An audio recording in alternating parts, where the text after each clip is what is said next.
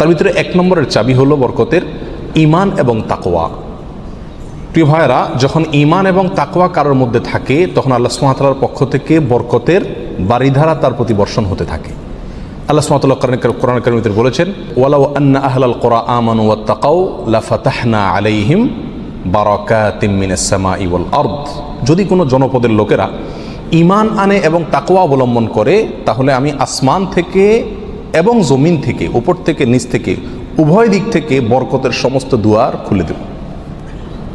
সম্মানিত ভাইরা, এই জন্যই দেখা যায় সারা পৃথিবীতে অন্য ধর্মের মানুষেরা, অমুসলিমেরা কোনো দিক থেকে অনেক বেশি সুখে শান্তিতে আছে বলে আমাদের কাছে মনে হয়, কিন্তু আসলে সুখে শান্তিতে খুব একটা নাই। বিভিন্ন জরিপ বলছে সুসাইড বা আত্মহত্যার পরিমাণ তাদের মধ্যে বেশি।